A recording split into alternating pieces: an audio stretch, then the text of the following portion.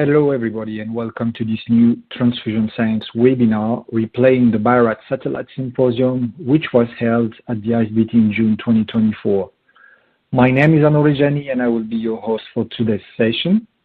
So before we get started, I'd like to cover a few technical setups to optimize the webinar for you. To ask a question during the webinar, please go to the right side of your screen and type your question in the Q&A box. We will answer your questions at the end of the webinar. And if we run out of time, they will be answered later via email. Additional reading materials are available in the resource list. In here, you will find the poster and the abstracts related to today's topic for download, the access to previous webinars available on demand, and a link to earn PACE credits for those who are eligible.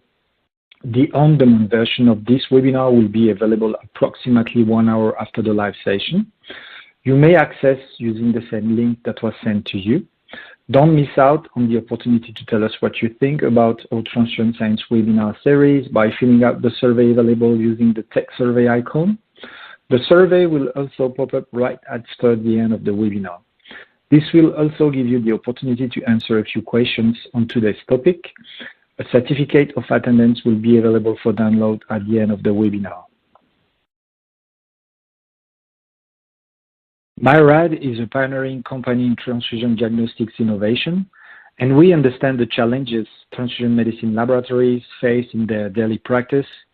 We are committed to providing you with innovative solutions, enabling the resolution of immunohematology cases, and ultimately guiding physicians to ensure the best patient care. Strengthening this innovation capacity remains our focus, and this relies on strong partnership with our community of users. I believe today's agenda reflects this willingness to keep on developing solutions together and address your immunohematology challenges. We will start with Sofia Lejon-Crote, who is the head of the Swiss National Immunohematology Reference Lab in Switzerland. She will talk about the evaluation of a human Fab anti-idiotypic anti-daratumumab to resolve pan reactions in pre-transfusion testing due to monoclonal anti-CD38 therapy. She will present the results of a study which was carried out in Switzerland on a new candidate for neutralizing daratumumab in patient samples, allowing the safe completion of pre-transfusion testing. We will then carry on with Janja Mrak, who is a transfusion medicine specialist at the Laboratory for Prenatal Diagnostics at the Blood Transfusion Center of Slovenia. And she's going to talk about the validation of the automated antibody titration with the H500 system at the Blood Transfusion Center of Slovenia. Janja will tell us how automating antibody titration can add efficiency to laboratories and help standardizing this critical test. And then Carla Dinardo, who is the head of the Immunohematology Division and director at Fundação Prossegue Hemo Center in Sao Paulo, Brazil, will lead us through the last presentation of this session on the determination of IgG1 and IgG3 subclasses of red blood cell antibodies, an important tool for predicting immune-mediated hemolysis. She will explain how DAT investigation can predict or rule out a risk of immune-mediated hemolysis. All right, so I propose we get started with the first lecture. Sofia, I hand it over to you. Thank you. Thank you, Arne, for the kind introduction. Today I'm going to talk about the evaluation of a human Fab anti-idiotypic anti-daratumumab to resolve pan reactions in pre-transfusion testing due to monoclonal anti-CD38 therapy.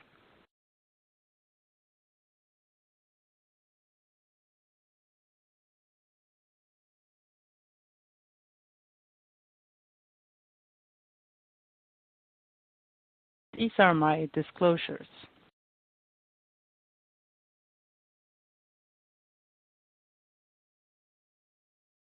So daratumumab, or Darzalex, is an IgG1 kappa human monoclonal antibody that is used in the treatment of multiple myeloma. It was approved in 2016 as a third-line treatment, and it targets CD38, which is highly expressed on multiple myeloma cells. CD38 is, however, also expressed on other cells, such as red blood cells. Here we can see in this figure CD38 in blue and daratumumab binding to the glycoprotein. So in 2016, daratumumab was approved, and in 2020 by the European Commission, also isatuximab was approved.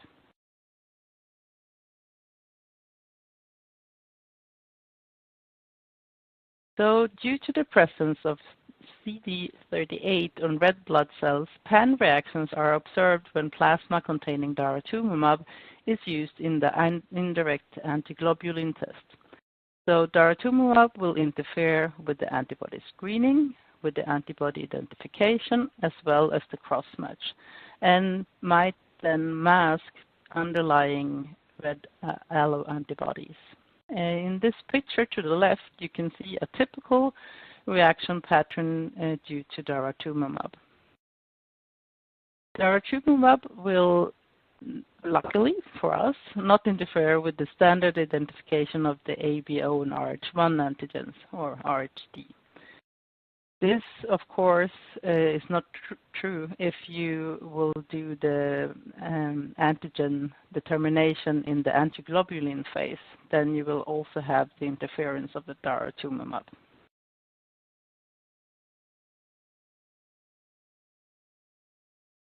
So over the last 8 years, there have been many methods developed to overcome the interference of daratumumab.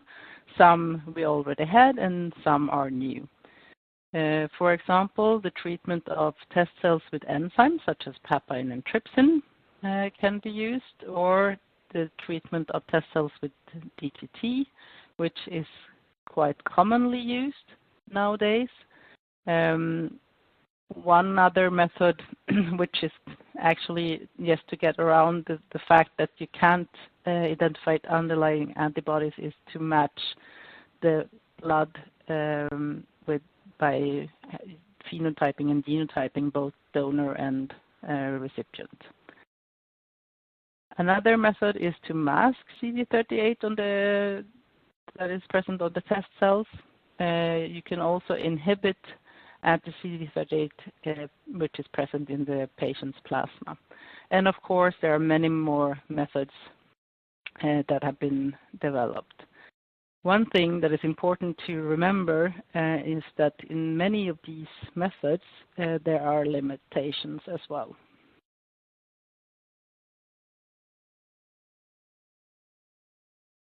So the aim of this study was to evaluate the efficacy of a ready-to-use human Fab anti-idiotypic anti-daratumumab antibody to resolve pan reactions in pre-transfusion testing due to monoclonal anti-CD38 therapy. This Fab anti-idiotypic antibody against daratumumab had previously been tested internally at Bio-Rad using spike samples, proof of concept. And in this non-interventional study, was conducted on real patient samples. So as you can see here, we had it in two parts. One part was to see if we could, by using this new candidate, neutralize the interference of daratumumab. And in the second phase, we wanted to show that anti-dara did not have an impact on the detection of underlying alloantibodies. And this study was conducted at two different sites, one in Geneva and one in Bern.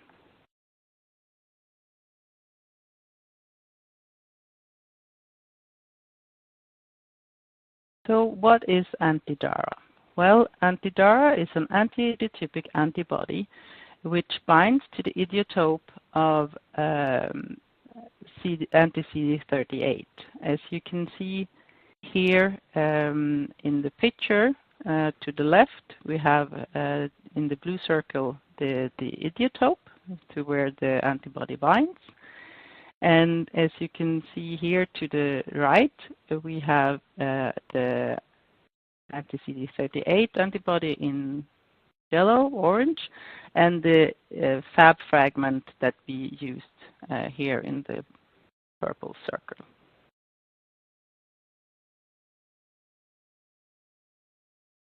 So in order to know at what concentration anti-DARA was efficient, or estimate the concentration of the DARA in the samples, a titration of each DARA sample was done by a twofold serial dilution, as shown here in the figure. Each dilution was then tested against the diacell 2, which is a big C homozygous cell, and the titer was the reciprocal of a last dilution giving a 1+ reaction. And if we didn't have a negative reaction, we had to continue the dilution until we reach a negative reaction. And here we'll see a typical reaction pattern.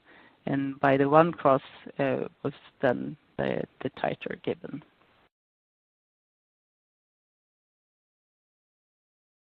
So in the first part, we had 25 patient samples at each site that we tested.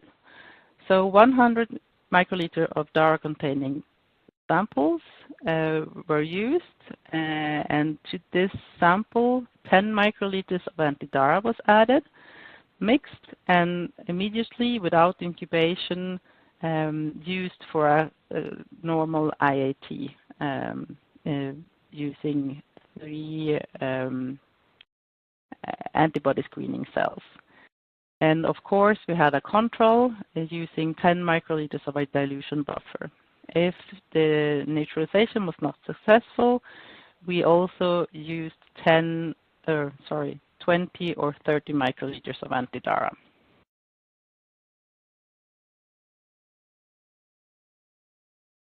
In the second part, we wanted to show that there were no impact due to DARA in identifying underlying antibodies. So this time we had in total 40 samples, 20 samples at each testing site, containing DARA and a spiked alloantibody. And here again, we used 10, 20 or 30 microliters of anti-DARA, and of course we had the control with 10 microliters of dilution buffer. The samples were mixed and immediately used for the IAT. This time we didn't use the screening cells, but we had phenotyped cells.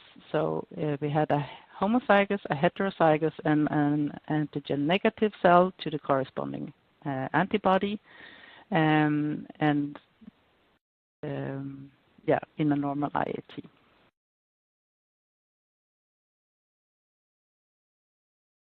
So here we see the summary of the titration. As you can see, most samples had a titer of 500 and higher, but we also had some samples having lower titers.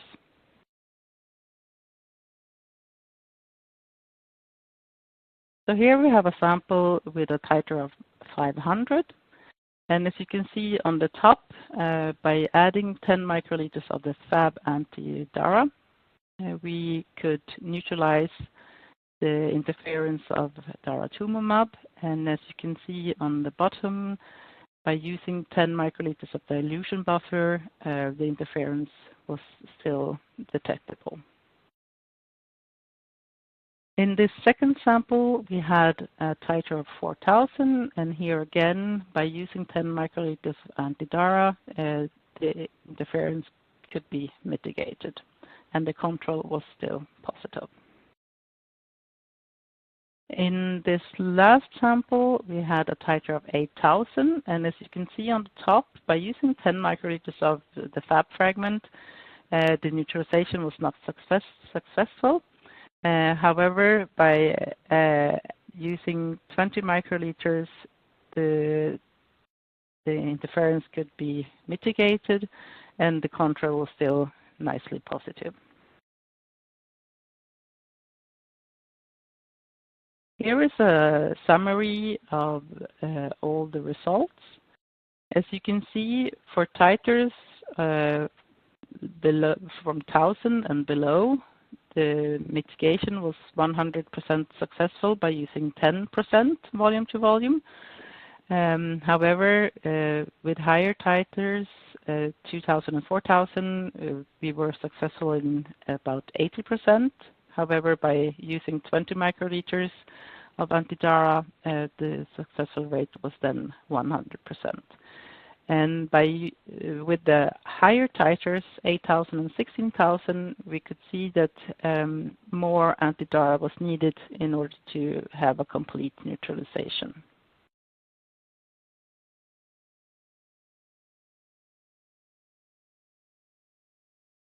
So here we have some examples of the neutralization with anti-DARA in samples containing alloantibodies, and of course daratumumab.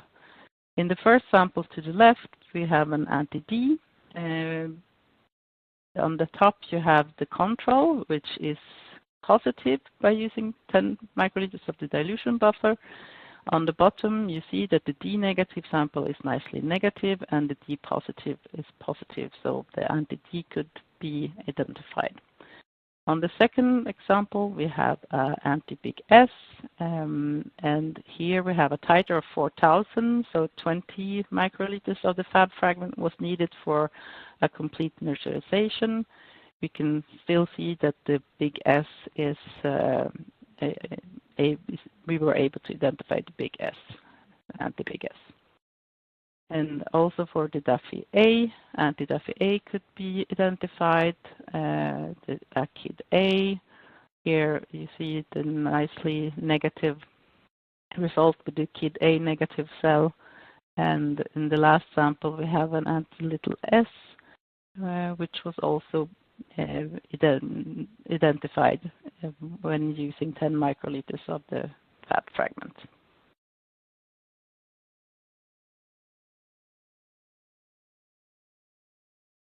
So here is a table summarizing the results from the neutralization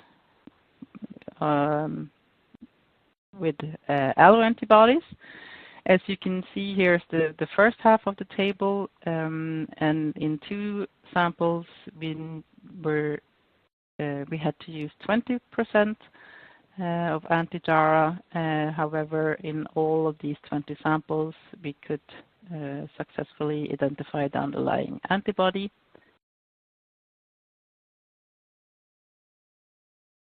And looking to the second half of the table, we can see that also these antibodies were successfully identified when using 10% of anti-DARA.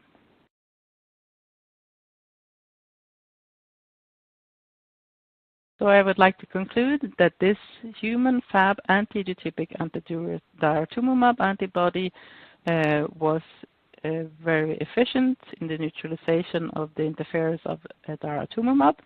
By using 10% of anti-DARA, the neutralization was successful in 74% of all samples, and by adding 20 or 30% of anti-DARA, the successful rate was 92, respectively 100% in all samples. And we could also show that underlying weak reacting red cell alloantibodies could be identified, and that there were no interference due to anti-DARA.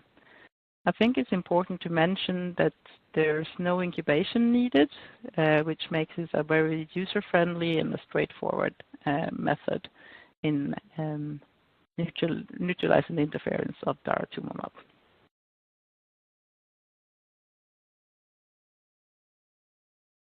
So thank you very much for your attention, and I'm looking forward to this discussion. Thank you very much, Sofia, for this great lecture. So I propose we move on to the next speaker with Janja, who will talk about the automated antibody titration with the IH500. Thank you, Janja. Hello, my name is Janja Mak. I will talk about the validation of the automated antibody titration with the IH500 system at the Blood Transfusion Center of Slovenia. To begin with, I will say something about our Blood Transfusion Center. It is a public health institution that deals with the blood collection and processing supply of blood, blood products, and blood medicines.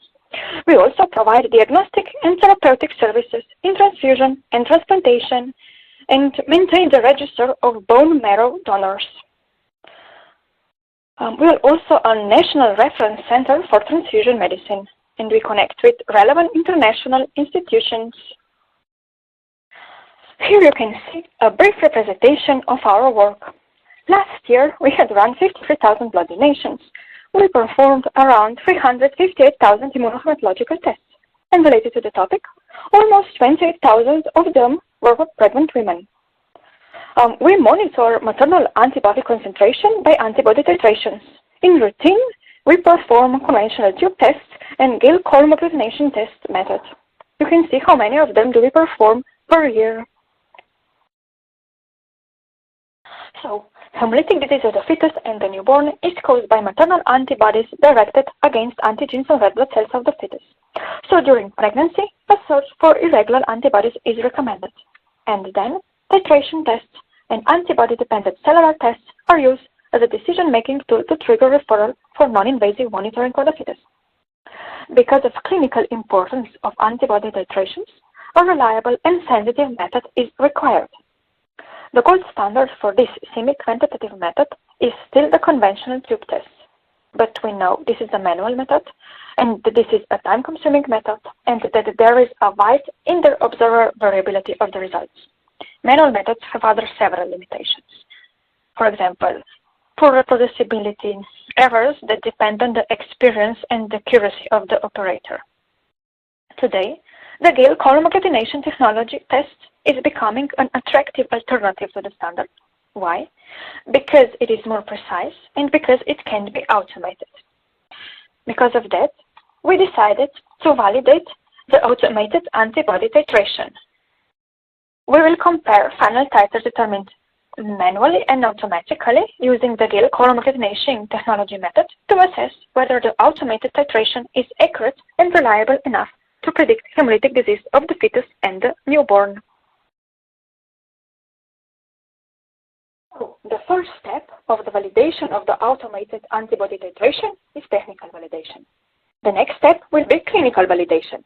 We will try to find the correlation between titers and clinically significant hemolytic disease. And at the end, we will evaluate the validation. On this slide, the scheme of the technical validation is shown. In the technical validation, we included 59 plasma samples and performed 65 antibody titrations. Manual titrations were performed with the selection of commercial red blood cells from orthoclinical diagnostics that we use in routine, and for comparison, we performed titrations using commercial red blood cells from Biorad. The automated titration was performed on IH500 with the ID titration solution, and of course with commercial red blood cells from Biorad. For the manual method, we defined the final titer as it was determined by interpreter, which means more subjectivity. Selected red blood cells express corresponding antigen in the single dose, and for cases with multiple alloantibodies, we performed antibody titrations individually. For the automated method, we defined final titer. It was a dilution showing the last agglutination rate 1+. While the dilution with the last reactive result defined the endpoint titer. We considered the automated interpretation of the analyzer for more objectivity. And again, the selected red blood cells expressed the corresponding antigen in a single dose. And for cases with multiple alloantibodies, we performed titrations individually. And we also tested reproducibility of the automated titration. At the end, we compared the final titers determined manually with final titers determined automatically. Now I will show the results of the technical validation. So, 65 titrations were performed and evaluated, including 2 cases of anti-K, 15 cases of anti-D, 4 cases of anti-Big C, 7 cases of anti-little c, 24 cases of anti-Big E, 6 cases of anti-CW, 5 cases of anti-M, 1 case of anti-little s, and 1 case of anti-A1. According to the set criteria, the final titers determined manually, in comparison to the final titers determined automatically, were the same in 49% of the cases. In 100% of anti-K, anti-little s, and anti-A1, in 47% of cases of anti-D, 75% of cases of anti-big C, 29% of cases of anti-little c, 58% of cases of anti-big E, 1/3 of cases of anti-CW, and in 0% of cases of anti-M. Final titers determined manually, in comparison to final titers determined automatically, were higher in 23 cases, which is 35% of cases. You can see in 6 cases of anti-D, 5 cases of anti-little c, 10 cases of anti-big E, 1 case of anti-CW, 1 case of anti-M. And final titers determined manually, in comparison to final titers determined automatically, were lower in 16% of cases, 2 cases of anti-D, 1 case of anti-big C, 3 cases of anti-CW, 4 cases of anti-M. So, final titers determined manually were the same as final titers determined automatically in 49% of cases. But if we would not include clinically less significant alloantibodies, like anti-M, anti-CW, the proportion of the same results would increase to 55% of cases. If we show the results depending on the titer difference, so we can see the final titers determined manually in comparison to final titers determined automatically were the same in 49% of cases. In 38.5% of the cases, there was a 1 titer difference between final titers determined manually and automatically. In 11% of cases, there was a 2 titers difference between final titers determined manually in comparison to final titers determined automatically. 1 case of anti-D, 3 cases of anti-big E, 2 cases of anti-CW, and 1 case of anti-M. And only 1 case, this is 1.5% of the results, there was a 4 titer difference between the final titers. Overall, final titers determined manually in comparison to final titers determined automatically were the same in 49% of the cases. 87.5% of the results were within 1 titer difference. 98.5% of the results were within 2 titers difference. And only in 1.5% of the cases, which is 1 case, there was a 4 titers difference between the final titers determined manually and final titers determined automatically. Here the cases when there was a titer difference are shown. As we can see, for alloantibodies anti-D and anti-little c, final titers determined manually were 1 titer higher than final titers determined automatically for majority of cases. This may be due to the greater caution of the interpreter in the manual method, as these 2 are clinically significant alloantibodies. And expected higher deviations were found in the titers for alloantibodies anti-M, anti-E, and anti-CW, which are a combination of IgGs and IgMs, and therefore more sensitive to working conditions. We did not use DTT treatment, and we do not use it in the routine. The automated method's final titers and endpoint titers were the same in 32 cases, which is in 49%. And they differ for no more than 2 titers in the remaining cases. If we would add cases where the final titers determined manually were identical to the endpoint titers determined automatically, the proportion of the same results would increase to 72%. To conclude the results of the technical validation, we confirmed the reproducibility of the automated titration results when we were using the same red blood cells. When we used different red blood cells, there were different final and endpoint titers, which highlights the importance of the selected red blood cells. Regarding the results for antibodies with expected combinations of IgGs and IgMs, we found out the importance of the working conditions. When there was a combination of alloantibodies, we had difficulty in selecting the appropriate cells from the standard 11 cells panel if there was a combination of alloantibodies against antigens of Rh system. As shown here, where there was a combination of anti-little c and anti-big E, we found only the cell for titration of anti-little c in the standards panel, and the same for combination of antenatal E and anti-B C. The solution for these cases is an extra 6 cells panel called DEA panel plus 6. In this panel, we can find a cell that expresses the corresponding antigen in a single dose and is negative for the other antigen for these two combinations of alloantibodies. To conclude, in our validation, we included clinically most significant antibodies. Final titers determined manually, in comparison to final titers determined automatically, were the same in 49% of the results, and 98.5% of the results were within 2 titers difference. If we would not include clinically less important alloantibodies, the proportion of the same results would increase to 55.5% of the cases, and 100% of the results would be within 2 titers difference, which is a widely accepted difference. So, the first step of our validation of automated antibody titration using IH500 showed that automated antibody titration using the Gale column agglutination technology method is a reliable and accurate method, and it may be a suitable alternative to conventional tube tests in red blood cell antibody titrations. So, the next step in our validation will be a clinical validation. We will try to find the correlation between titers and clinically significant hemolytic disease and define a critical level of antibodies. Among cases included in the technical validation, there was 1 case of hemolytic disease for now. It was caused by anti-little c, and the newborn needed a simple transfusion 3 days after birth. Thank you very much for your attention. Thank you very much, Ionia, for this great presentation. So now let's move on to the next and the last talk with Carla, who will explain how the determination of IgG1 IgG3 subclasses may help in predicting the risk of immune-mediated hemolysis. Thank you very much, Carla. The floor is yours.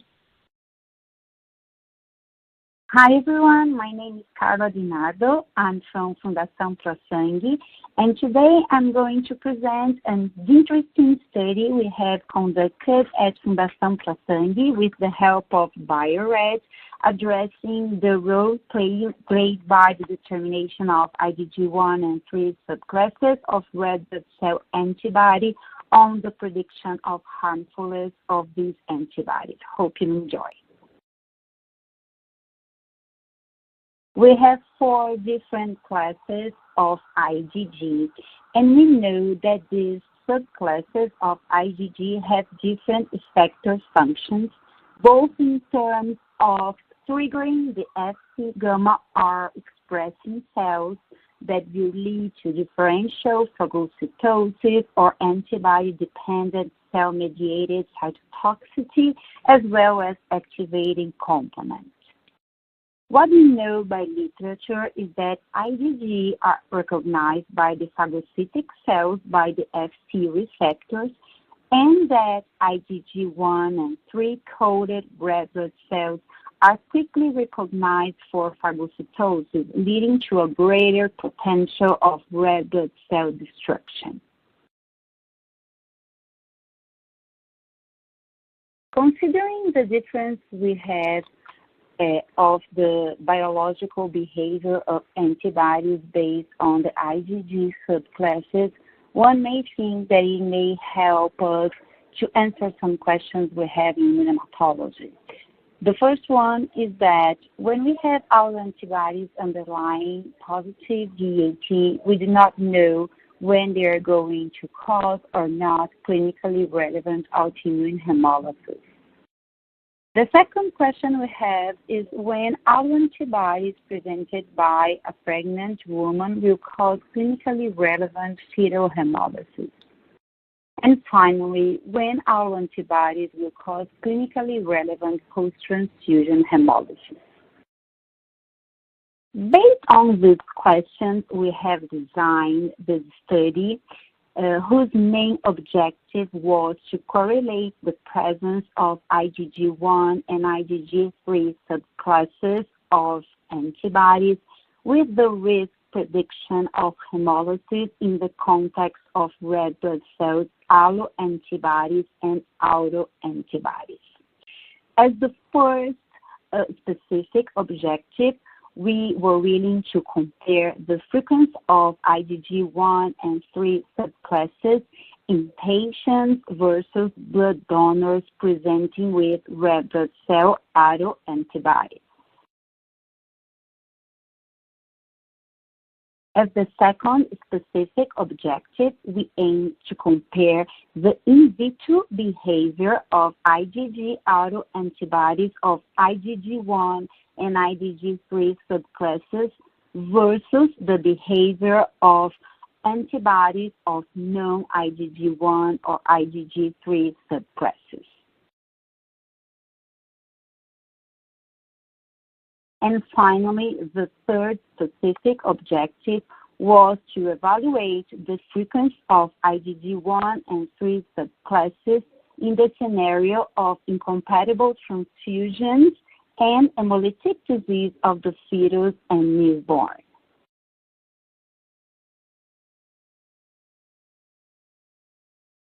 Referring to the methods we had used, both blood donors and patients presented with positive direct antiglobulin tests were recruited for the study. Selected subjects were tested further with AC dilution, and only those cases with the eluate reacting with the panel or with the reverse red blood cells were included in the study. All selected donors and patients were further tested with monospecific DAT and with the specific card that detects the presence of IgG1 and IgG3.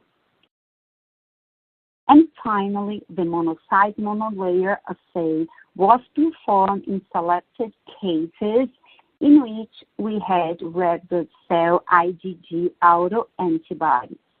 And as we know for this test, the results were expressed in terms of monocyte index.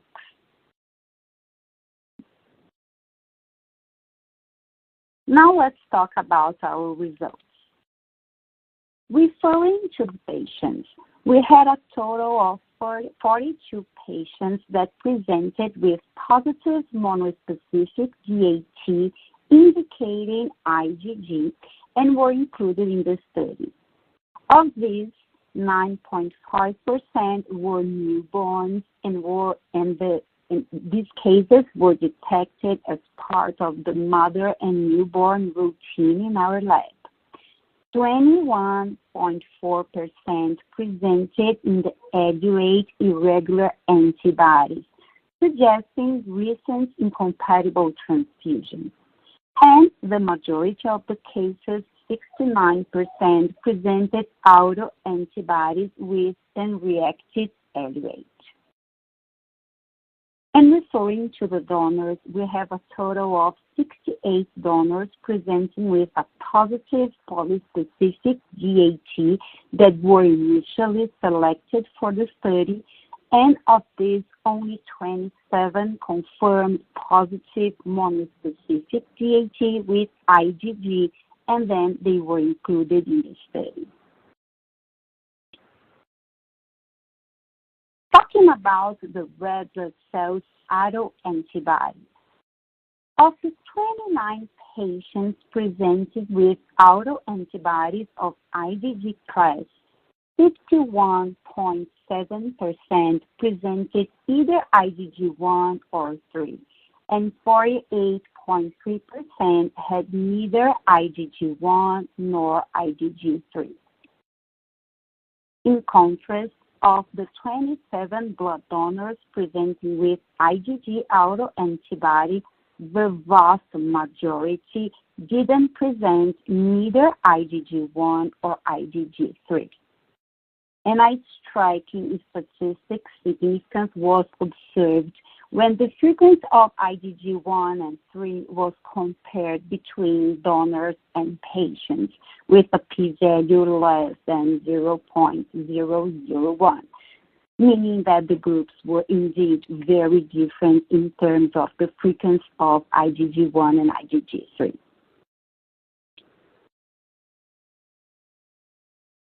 The presence of IgG1 and IgG3 IgG3 subclasses of autoantibody exhibited a sensitivity of 51.7, specificity of 96.3%, and a positive predicted value of 93% for distinguishing donors and patients with positive IgG DAT.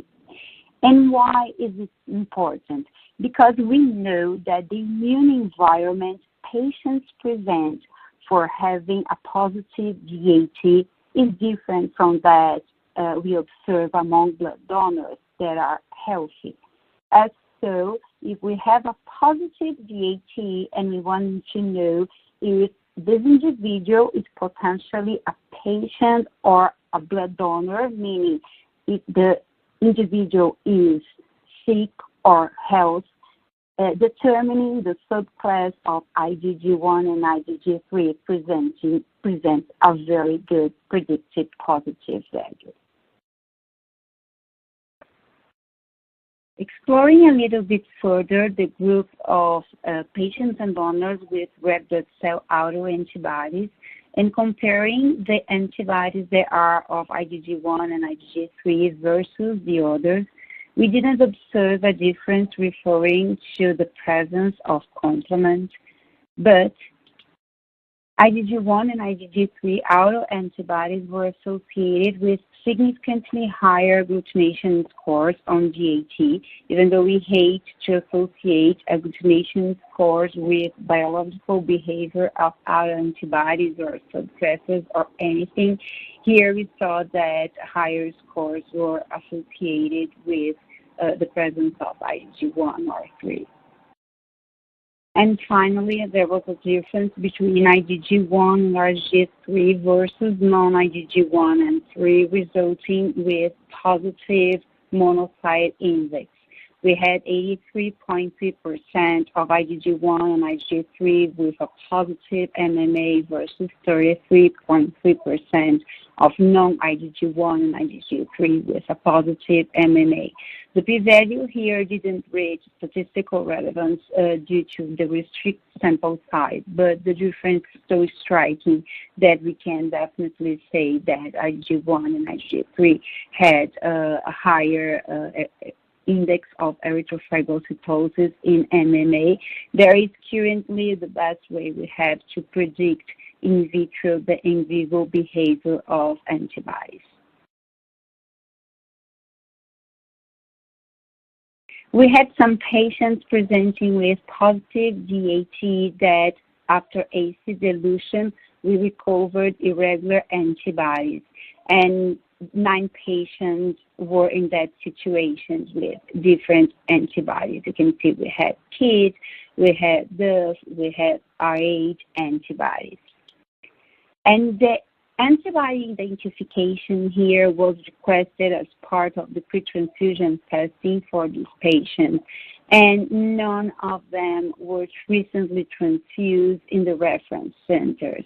What we think is that incompatible transfusions were received in other places, and this is something that happens not only in our service, but when you go through the literature, you see that especially patients with sickle cell disease, they receive transfusions in other centers with no prophylactic matching, and as most of these antibodies were evanescent, then the incompatible transfusion happened. But what is most important is that these patients were pretty well. They were not feeling sick or not presenting pain or anything that would suggest a relevant hemolytic transfusion reaction. And in all of the cases, the involved antibodies were not IgG1 and IgG3. So this is important data because the patients were well, they came as part of their routine, but they had been recently transfused with incompatible units, and so here not presenting IgG1 and IgG3 helps us to understand why they were so well. And finally, when we explore the groups of hemolytic disease of fetus and newborn, we have included 4 newborns that were identified in our mother newborn routine presented with positive DAT. And of these, we had 1 with anti-D in the LOH, 1 with anti-Big C, and 2 with anti-ABO, 1 anti-A, and 1 anti-B. None of the newborns presented an expected jaundice, just fine bilirubin quantification, and also they didn't undergo phototherapy because this was not the case. They were great. And IgG1 and IgG3 were not detected in all of the cases. And again, as we told for the serologic hemolytic transfusion reaction here, the babies were well without jaundice, and the fact that the antibodies were not of IgG1 and IgG3 may help us to understand why they were so good. So coming back to the questions we had at the beginning of the presentation and that we propose to try to answer. The first one was when autoantibodies underlying positive DAT will cause clinically relevant autoimmune hemolysis. What we can say based on our study is that the frequency of IgG1 and IgG3 autoantibodies were much higher among patients in comparison to donors.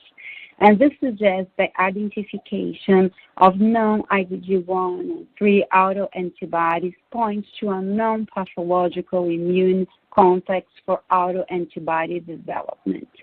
This is very important when we talk about blood donors, because when they have positive DAT repeatedly, we always call them back. And we cannot say for sure if they are going to evolve into autoimmune hemolysis or not. But based on what we found, if they do not present IgG1 and IgG3, we may say, well, we know that the immune environment you have is not prone to developing this type of complication. And this is something very important at the individual level. And also IgG1 and IgG3 autoantibodies had higher prediction for the occurrence of hemolysis as demonstrated by in vitro functional tests. As I mentioned, we have MMA as now the best way we have to predict the harmfulness of antibodies. And as we had the correlation between MMA results and the presence or not of IgG1 and IgG3, we can say that identifying IgG1 and IgG3 autoantibodies might be of higher relevance than no IgG1 and IgG3 autoantibodies. The second and the third questions were when autoantibodies will cause clinically relevant fetal hemolysis and when autoantibodies will cause clinically relevant post-transfusion hemolysis. And here we are increasing the numbers of participants, but based on our restricted sample size, we found out that the presence of antibodies of non-IgG1 and IgG3 subclasses were associated with many cases of delayed serologic transfusion reactions and hemolytic disease of the fetus and newborn. As I said, we are increasing the numbers here, but based on what we found, we can say that.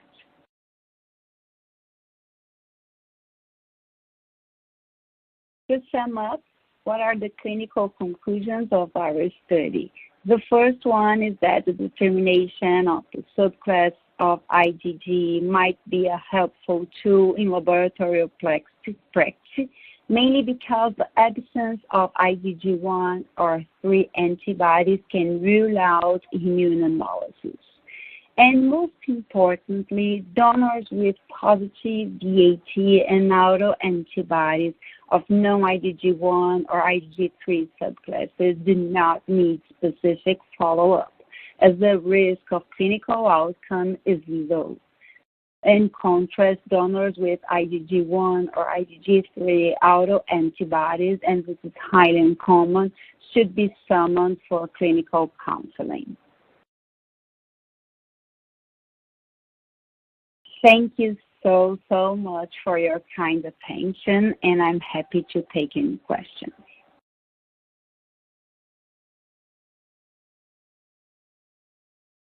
Thank you very much, Carla, for this brilliant lecture. I just want to remind the audience that you can ask your questions using the Q&A box on the right-hand side of your screen. So please use this opportunity to get your questions answered by the experts.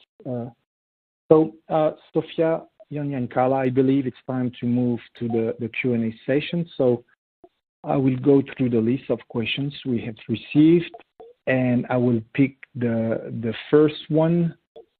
And I think this one is probably more for Carla, and I will make it visible to everybody on the screen. So, and Yanya and Sofia, please feel free to comment as well on that question. Carla, do you see the presence of the isotypes IgG1, IgG3 as a marker of severity, or rather their absence as a sign of lower risk of hemolysis? Carla, what would be your answer to that question? Thank you so much, Arnaud. It's a very good question. In fact, what we found out was a high positive predictive value, and as so, I would consider not having IgG1 and 3 as a sign of lower risk of hemolysis. This is what we got, and it's very useful in some situations. As I pointed out at the presentation, when they're talking about donors that you do not expect to have a pathological immune scenario, this is highly valuable because the absence of IgG1 and 3 would say that you have a very low risk of overt hemolysis. All right. Thank you, Carla. So let me go through the list of questions. I have a question for you, Yanya, and it's about the system itself. I may answer it as well, but I make it visible again. So on the slide, so does your system automate the twofold serial dilution? So that's the way I understand the question, right? Is the twofold serial dilution automated? Is it possible for your system to? Yeah, I think that's the question. Yes. And Yanya, please feel free to answer that one. Yes, thank you for the question. Yes, I think the question is if the automated system automatically dilutes the samples. Yes, the samples are automatically diluted with the IS-100 system. Yep. And can you tell us maybe what's the highest dilution you can proceed with the system, if you remember? With the higher titers we reached were 2048. Okay. We didn't have any sample with the higher titer. This was the highest. Okay. Okay. Thank you, Yanya. Mm-hmm. So I propose we move on to the next question, and probably this one is more for Sofia, but I believe Carla and Yanya as well, you may bring your opinion to this question. So now I made it available on the screen. So the question is, Sofia, for you, from your point of view, what would be the ideal, let's say, candidate or solution to resolve interferences due to this monoclonal antibody therapy? If you would have to list some criteria, what would be your top, let's say, 3 or 5? Yeah, thank you, Arno, for the question. I think it's a good question. I think it would be nice, if we could wish a bit more often. But I think for the daratumumab interference, I think we have a lot of solutions by now, and of course, my personal solution, it's not me finding a solution, but I think it's good when you can inactivate or inhibit the antibody in the sera, and then you can use whatever test cell you would like and you don't have to have a pre-incubation for the test cell and then use the patient sera. So I think it's good when you can inhibit the antibody in the patient sera already. All right. Thank you, Sofia. Carla, Ionia, anything you... Yeah. Yes. In fact, one thing that I think it's important to say is that it's always best to have something that has been developed to get rid of the antibody interference than to have something that you use and that might modify the red blood cell membrane. You know that I use DTT a lot for DARA, and we know we have how to get rid of CD47 using changing the human antiglobulin. But in fact, when you do that, you may lose some patients that are highly responders and that may develop antibodies of different types in the case of anti-human globulin, or directly to some antigens that had been modified. So I think that maybe when they start developing the drug, we may have the solution for immunohematology together. That would be nice if they could have that. That's a very good point, yeah. Mm-hmm. And actually Ionia, do you want to say something? Yeah, I just want to say that I agree with both of the speakers. All right. And actually, this brings us to the next question, because so there's one question on the anti-CD47, and I agree that would be good if the pharmaceutical company could come up as well with solutions to the interferences that the drug is creating in vitro. But yeah. So the next question is actually, and feel free, maybe Sofia first, and then Carla and Ionia as well. Can you update us on the anti-CD47? I guess it's type of interference solution and its upcoming approval, because there are different drugs, I guess, under development. Yeah. Sofia, could you maybe update us on this new drug? I'm not sure I'm on the latest news about it, but with the enhanced studies that stopped, I don't see any patients in samples in our lab since actually. Well, I had one early this year, but so that's a bit, well, for solid tumors, I think they still might be using anti-CD47. So it's a bit unknown for now what's gonna come. But as Carla was mentioning, for anti-CD47, by using the Immucor antiglobulin, that you can overcome it in most cases. Our experience was sometimes, depending, it was a dose dependent, that couldn't completely erase or mitigate the interference. And of course, then you don't really know how sensitive is it. Will you miss an underlying antibody? So I know that there is also one other solution that are coming up that will also be a pre-treatment of the test cell, so to cover CD47 on the test cell, and then you can use the test cells. So, that's what I know for now. Carla, Ionia, do you want to further comment on this one, on the anti-CD47? Yes. CD47, the interference was so high with red blood cells that in fact patients starting to present severe anemia. And so that's difficult to approve the drug, and they were having problems with that.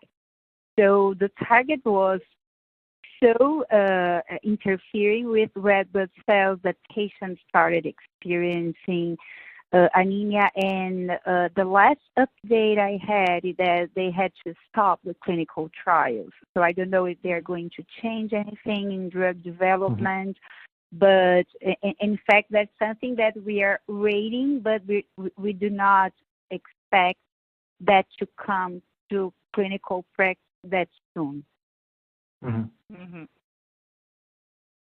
Yanya, do you want to add something to this this discussion?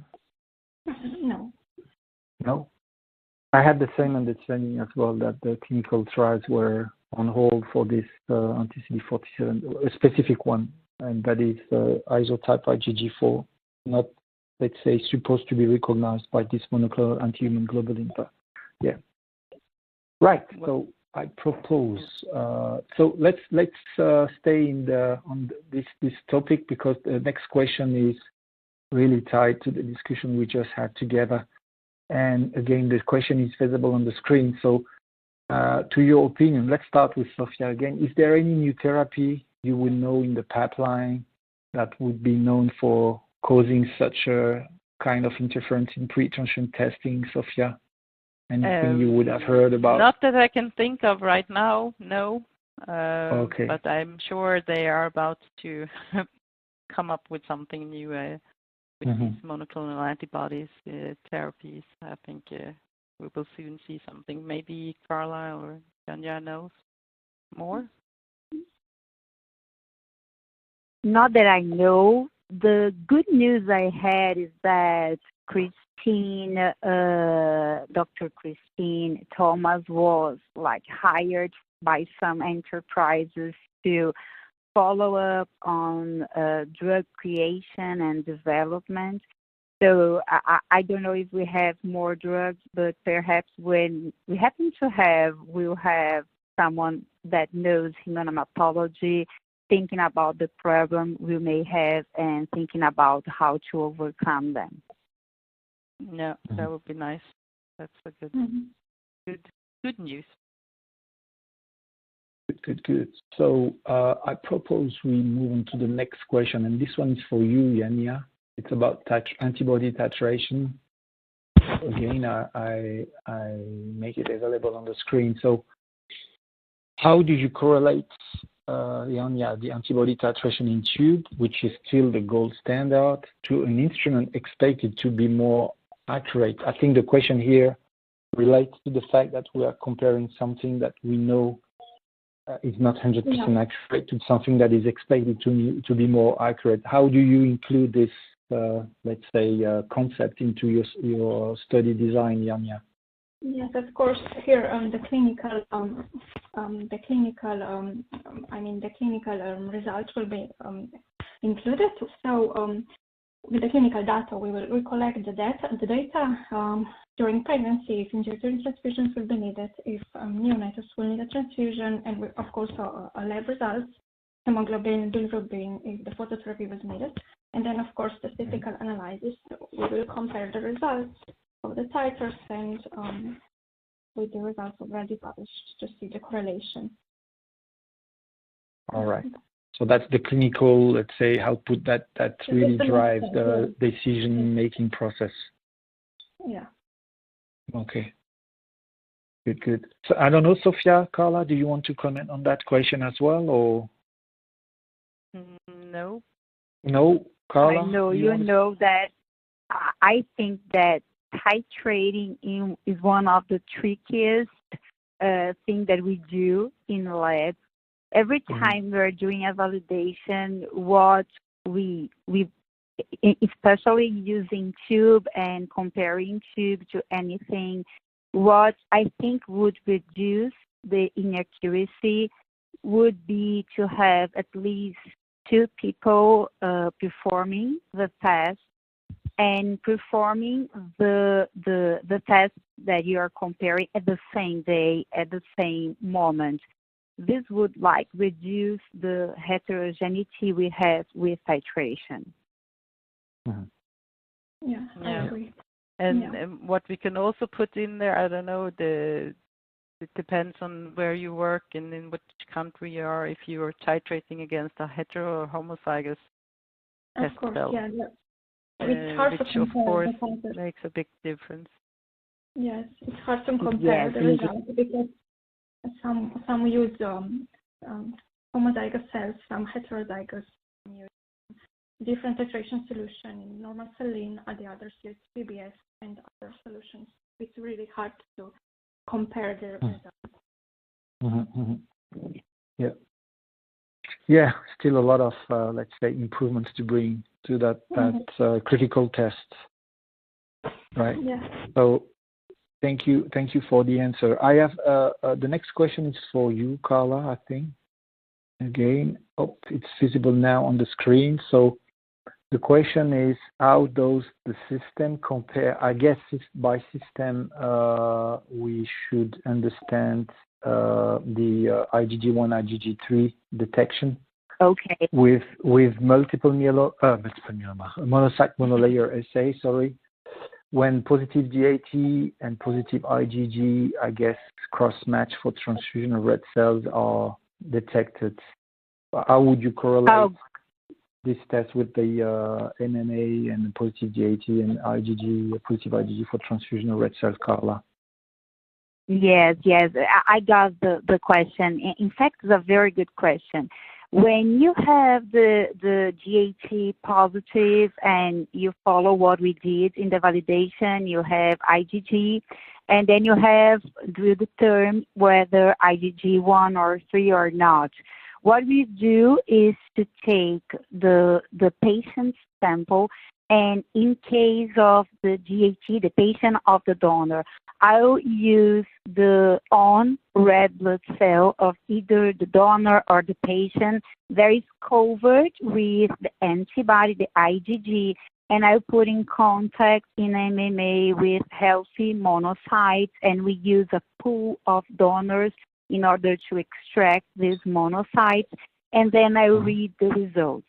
This is for positive GAT. If more than 5%, I will consider the test positive or less as negative. And for the incompatible transfusions, what I do is that I give the patient or the donor, but in case the patient's serum, and I make an absorption with the red blood cell I have transfused, and then I will have a red blood cell covered by IgG, and then I just put that in contact with the monocyte and quantify. So the MMA is the same, but how I do that is different because in one case, I use the patient's or the donor's own red blood cells because I'm testing the GAT. And in the second scenario, I use the unit that I want to transfuse or that I have transfused. All right. I see. Thank you, Carla. Right. I think I will probably pick the last question, and this last question is actually for me. Sorry for that, but the question is whether this anti-idiotypic anti-daratumab is available commercially in the U.S. Not yet. It's not yet commercialized, neither in Europe or rest of the world or in the U.S. So just to let you know, the product is still in a very early phase of development. So, but we are providing samples in some labs at the moment for let's say some field trials. So if you are interested in knowing a little bit more, you can reach out to me. You have my email address on the left-hand side. You click on the little email logo and you can access my email box. You can reach out to me then. Okay. Right. I think we are good. We can close the Q&A session. So first of all, a massive thank you to you three, Sophia, Yonya, and Carla, for having shared your expertise with all of us and all the preparation work you have done. Thank you very much. Thank you so much. Yeah, thank you, Arno. Thank you, BioRed, for the invitation. Yeah, most welcome. So I just want to remind the audience, you can get access to the previous Transfusion Science webinars using the link to the library page available in the resource list on the right side of the screen. You can also download the poster and all the abstracts related to today's topics.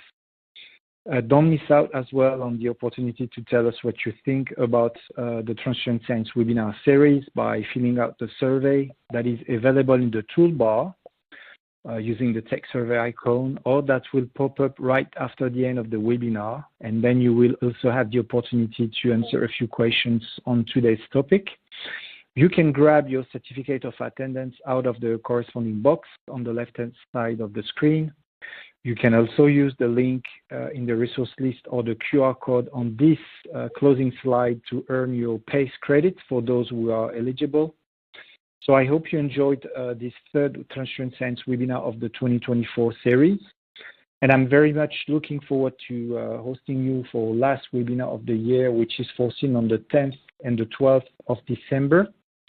I will have the immense pleasure to host Professor De Haas, who will speak about the fetal and neonatal alloimmune thrombocytopenia caused by HPA alloimmunization. So please stay tuned, and I wish you all a very good either morning, day, or evening, and goodbye. And thank you again, Sophia, Yanya, and Carla. Have a very good day, and speak to you in 2 days for the next session. Bye-bye.